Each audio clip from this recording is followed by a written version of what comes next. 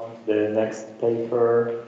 Well, it's Liina Saarlo, Marisa, and Susanna Mett. Perhaps you can set up.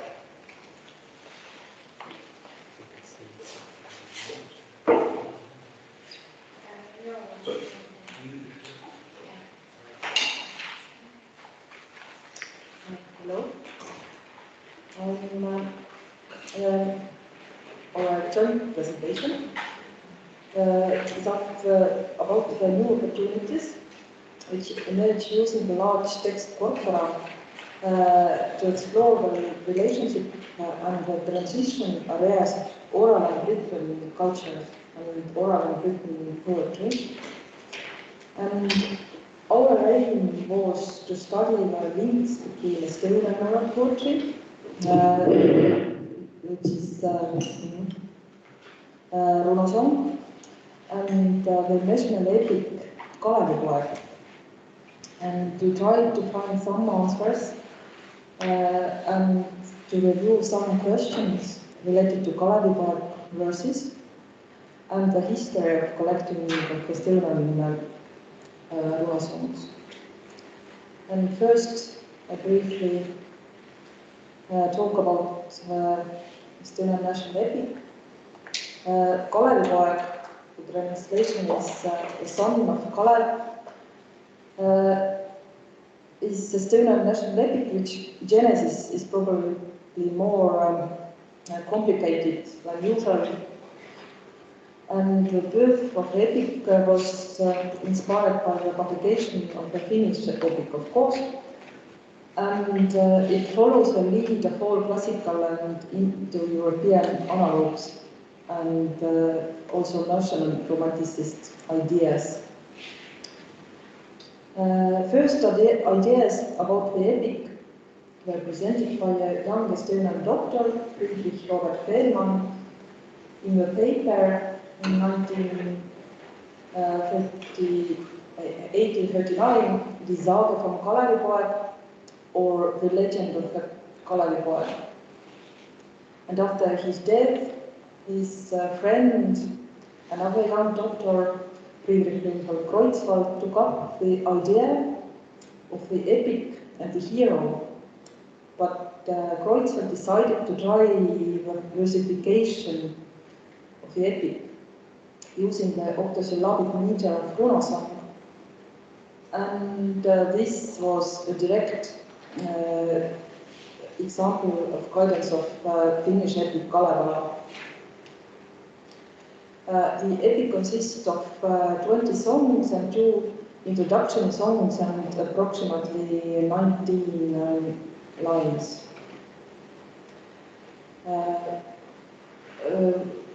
The epic was published in 1861, both in Estonian and in German. And first, the so-called folk publication was printed in 1862. And on the cover of the third volume, which was printed for the centenary of the epic, you can see the visual image of the hero of the Kalevipoeg, which characterizes the ideological orientation and the importance of the epic and also the plot of the epic, actually. The first and the main complication with Estonian epic is versification. There is no epic folk poetry in Estonia. Most of Estonian runasongs are lyrical, and very little part of it is lyrical epical. And Kalevipoeg in Estonian folklore is a natural giant who acts in local tales and legends, mostly as a landscape designer.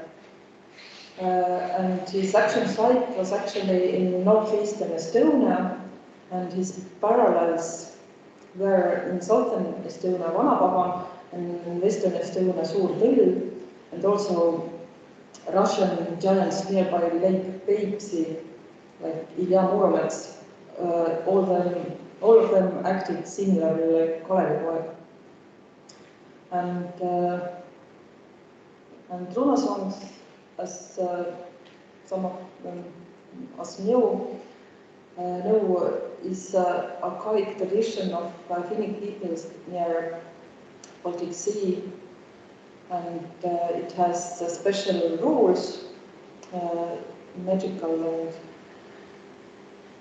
poetical rules. And now Mari will talk about Kalevipoeg.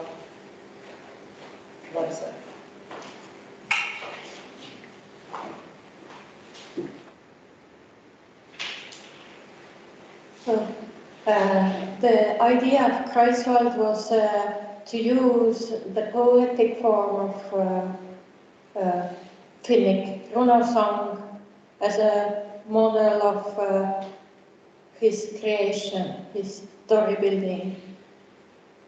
And his aim was to create epic in the form of runa song. But the critics say, and it is evident for everyone who knows runa song, that it is different. But it is not so easy to describe what is really different there. Because it is, at the same time, it is very close to runa song. So the main features of runa song poetic system are specific meter, use of grammatical archaisms, use of alliteration, systematic use of parallelism, and there is also specific way to form sentences, and also the use of traditional formula is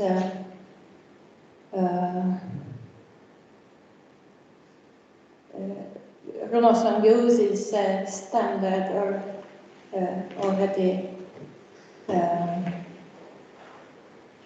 established word connections and motives.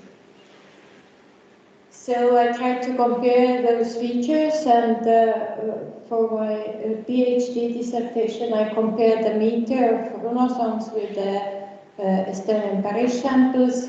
So you see that the meter of Kalevipoeg is close to one region, and actually the metrical structure is corresponding with the contemporary ideas how the meter of runa song is built up.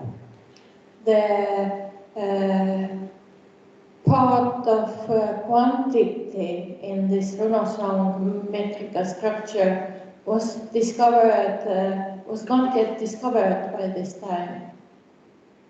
It was found out later. And the other features, the use of archaisms in Kalevipoeg is close to runa song. The use of alliteration is also close to runa song. Parallelism is less systematic than in runa song. The use of runa song formula is not so thick as in natural runa song, because Kreiswald included his own ideas and he created his own formula. But the sentence structure of runa song and Kalevipoeg verse is radically different.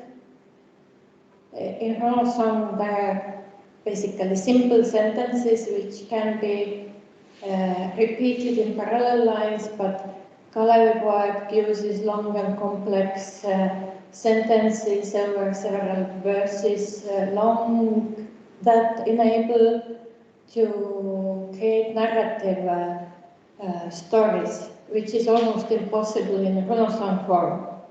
Not impossible, but it takes more time than the contemporary reader who would like to read or listen. And there is an example from Kalevipoeg with translation, and those bolded lines are similar to Runo song. They could be, they are not traditional, but they could be well present in tradition. But the rest is impossible. Such a sentences are not possible in Runo song tradition, like the not bolded ones.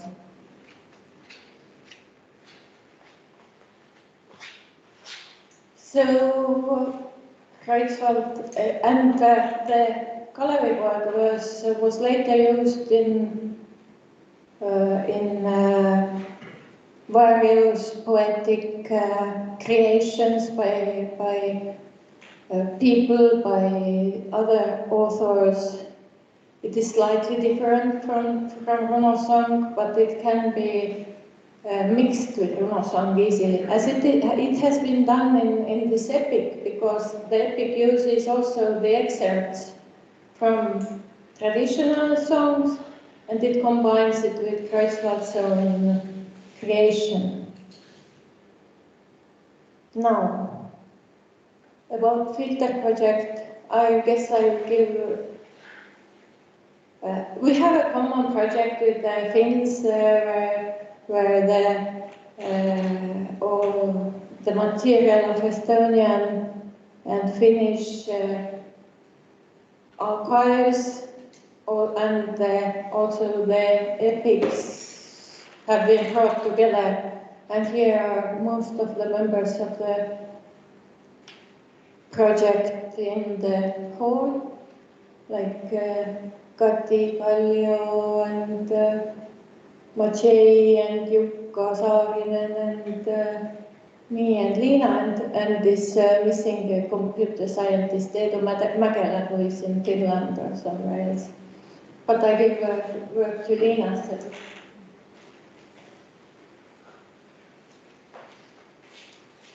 And our research is trying to use filter project fruits like this filter database, which includes so-called natural Runo songs or Runo songs from oral tradition. This SKVR is Finnish Runo songs and also Estonian Runo song database, which is not published database. It's kind of archive of Estonian Runo songs. And also this filter database contains some literary works based on Runo songs like Kalevala, Kandelatar, and this spring Kalevipoeg entered the machine. And I won't talk about all these technical things because I think tomorrow we'll hear about it from Maciej. And because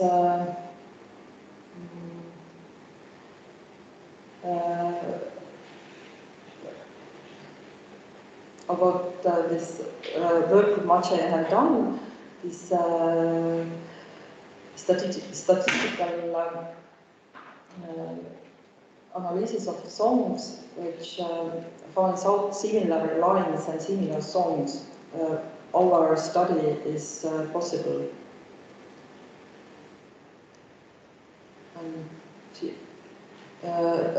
Runareg is one of the interfaces we are using.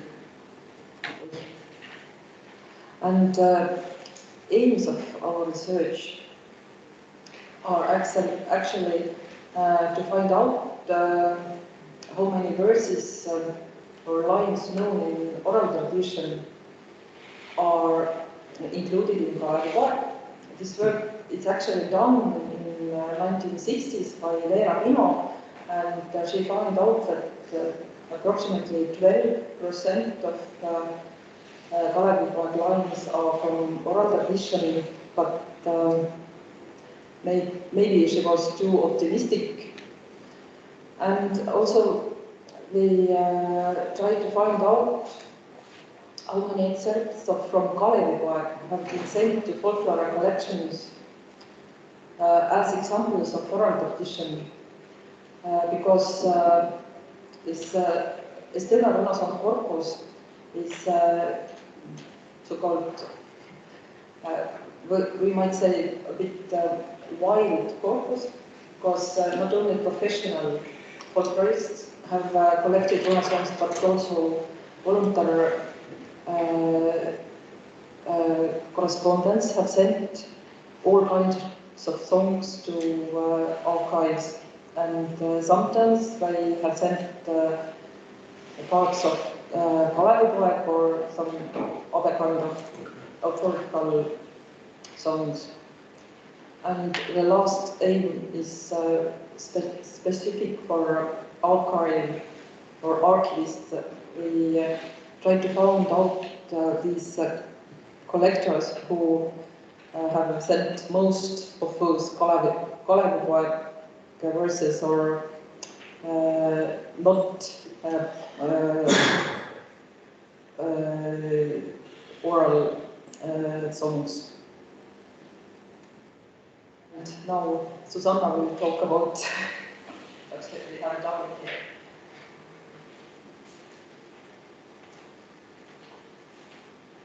So in order to answer to these questions in quantitative methods, we first started by comparing the verses of Kalevipoeg and the rest of the archive Runasongs. So for that we used verse clusters. So basically in different Estonian regions there were different dialects. So there are many song verses that are quite similar, but the text is not exactly the same because some words are written differently or there are some punctuation differences.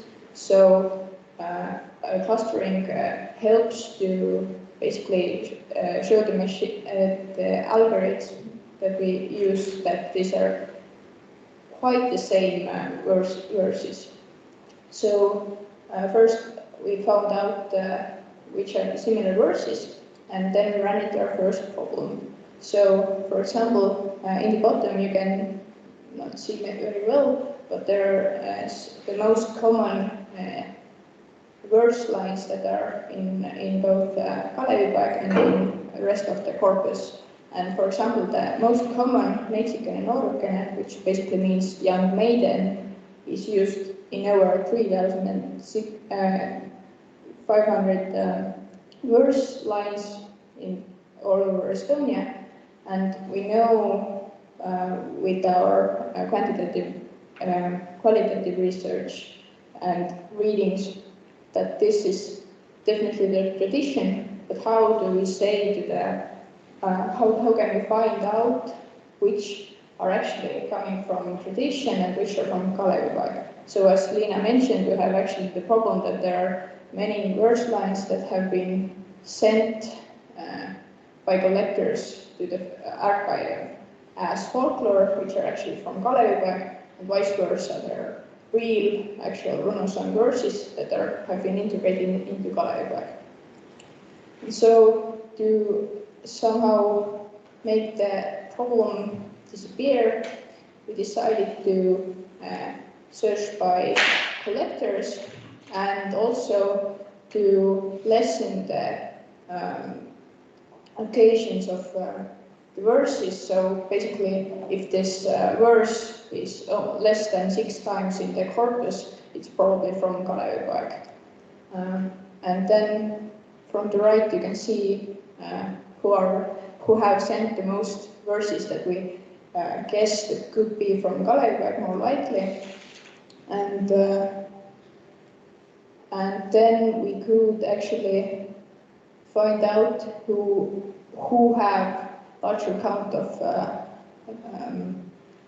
Kalevipoeg verses among their collected verses. So in further research we can basically start qualitatively looking who used Kalevipoeg, which lines have been maybe gone into more common use from Kalevipoeg.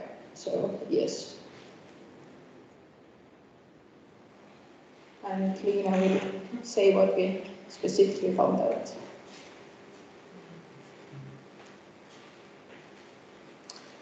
Actually, we have no straight answers to our questions, but we have very interesting results for us.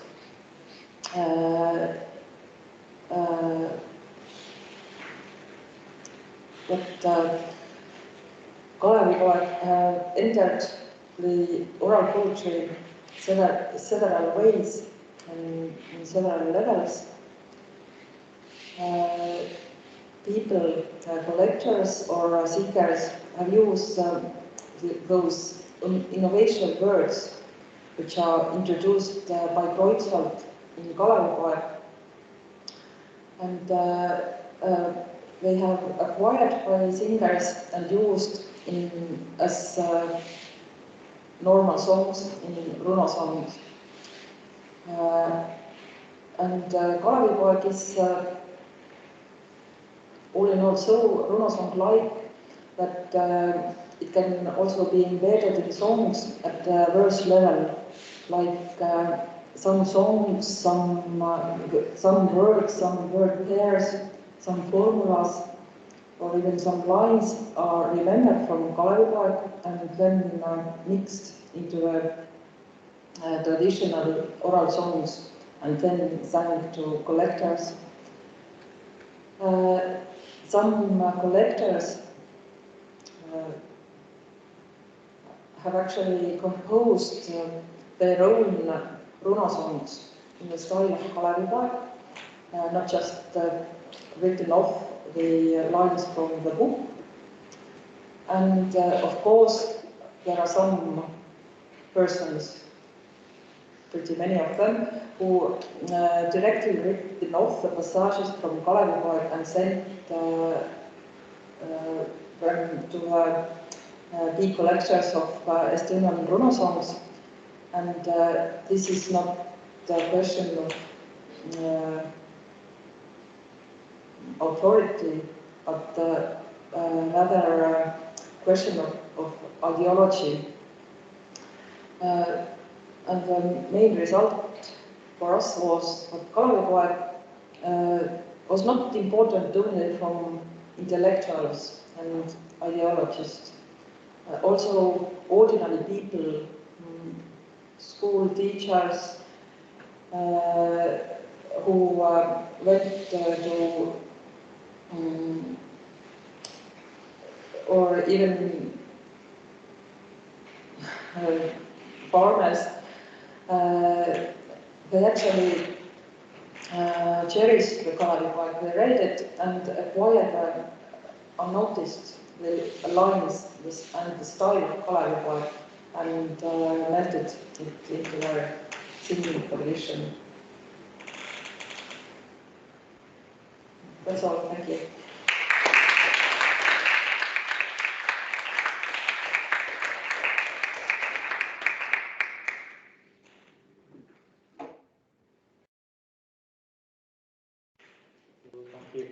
Thank you for this very thorough talk.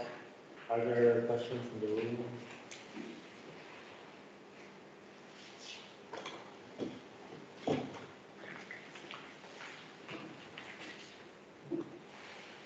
You said that this narrating a story is unfamiliar for Estonian runo song, right? Yes. So I was wondering, in Kalevipoeg, was it influenced by Kalevala and just then by Karelian poetry that Kalevala is written? Kalevala was first influenced the idea of the Estonian epic, and of course the structure of epic was also inspired by Kalevala. Yes.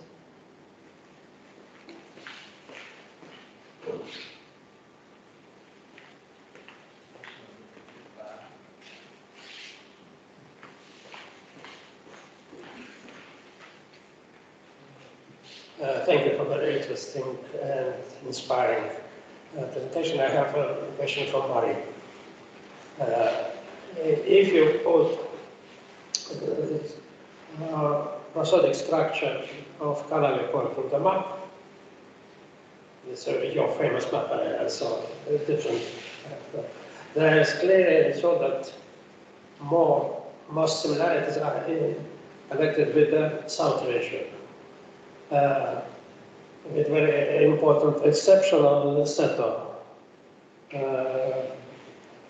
region. So, is it here obvious connection between the geographic location of Kreuzfeld, Tartu and Võru, and he was connected with South Estonia, and so the proper prosodic structure of Kalevipoeg is closer to that. And the second question is, Jaak Põldmaa insisted that Kalevipoeg had in different parts of Kalevipoeg had different prosodic structure. Is it so? Thanks. Thank you. I would not say that Kreutzwald followed the model of South Estonia Runosong, or specifically he would be aware more with South Estonia Runosong because he himself had collected Runosongs from North Estonia region, near Võru, and was and knew this tradition, but the contemporary theory of Runosong meter, which had not yet discovered the role of quantity in the meter of Runosong, considered Runosong accentual, and this South Estonian Runosong is more accentual than North Estonian one. And Kreuzfeld followed apparently the model of theory in creating his own lines.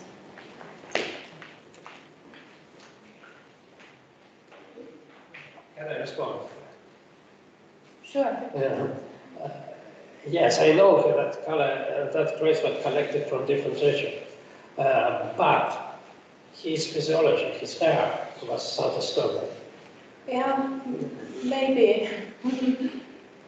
And of course, if we compare with Lönnrot, there Kalevala and Kantaleta are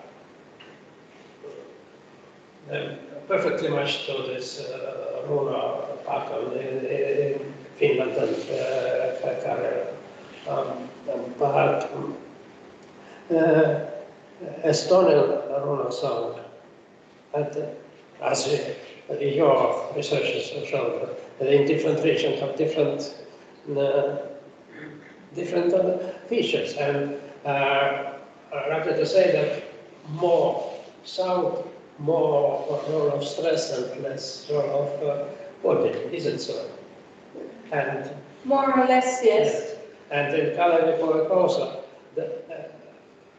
I have not studied the whole text, but there are some passages where I see that there are no quantity regulation at all. Yeah, Kalevipoeg doesn't know quantity regulation. Yes, but in some passages there are implicit. Yeah, because this happens in those passages which are taken from tradition. Because tradition had this quantity regulation, especially in northern Estonia. And your second question, I haven't meted the different Kalevipoeg meter very systematically. I just used some excerpts from here and there to find out how it is structured, but not compare the different parts of Kalevipoeg. Thank you. Thank you. Thank you for these very thorough discussions. Again, there's one question online though. Oh, actually, even two questions online. So let's take the one that has been there for longer, as far as I can tell, from Mari Koiva. Joo, hello. I have a very simple-minded question, actually. I know that some folklorists, for example, Udo Kolk and I think mostly Veera Pino, they made by hand comparison what kind of parts in Kalevipoeg have a kind of authentic background, authentic Regilaul verses. Are there differences between the earlier analysis and your results? Are they quite close or not? And another, it's a small question actually, the second one. Is it possible the word lust has a very semantically very wide area and it's a Low German loanword? Is it possible that it came through Kalevipoeg? I think not. Probably it was much earlier than Kalevipoeg. I will answer to the last question first. I guess that the word lust or lust was known in language and in literary language, but I guess it was introduced into this Runosong style poetics through Kalevipoeg. Otherwise, it would not maybe brought into Runosongs. It is not common in Runosongs like some other terms used specifically in Kalevipoeg, but not that much in tradition. Like, for example, Tara, that occurs in Runosongs, but it comes through the, I guess, Kalevipoeg and other national romantic writings. But actually, is also the word which is used also in Ingrian and Baltic and other Baltic Finnic nations. I think it is not going through Kalevipoeg. I cannot imagine that Kalevipoeg was so important for Baltic or Irorians and so on, other Finnic youth. Maybe it went to Ingrian traditions through just ordinary language. It's possible, yes. But the first question I give to Liina. Yes, actually, I had a dream that I can check these lines. These lines from oral poetry in Kalevala with little fling, but actually this is not possible because as we talked, the Kalevala excerpts from Kalevala are sent to the archives, and this external corpus is mixed. I thought I take this Veera Pino's table and Runoreidi and just try to check, but I didn't manage yet, but I will do it. Okay, thank you. We are running a little behind, but since one of the talks in the afternoon got cancelled, I think we're still fine. We'll have enough time. If Jelena still wants to ask this last question for this paper online? Yes, she does. Thank you. Can you hear me? Yes. Okay. So this is just a clarification question. I need some clarification in continuation of Mikhail's question about the white territories on the famous map. I remember that the southeast white territory is the lake, but on the northwest, I didn't quite get whether there is no Runosong there or whether there is a Roma song there, but governed by some other regulation than the duration regulation.